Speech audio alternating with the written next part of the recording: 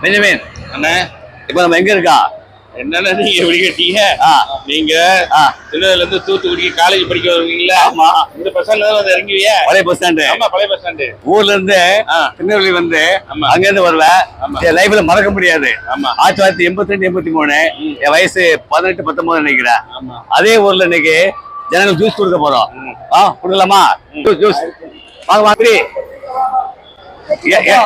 ஏழைகளுக்கு உதவுங்கள், எதிரிகளை நேசியுங்கள், இயேசு ஆசீர்வதிப்பார். ஜாதி மதம் பார்க்காம ஏழைக்கு உதவணும், எதிரியை நேசிக்கணும், இயேசு ஆசீர்வதிப்பார்.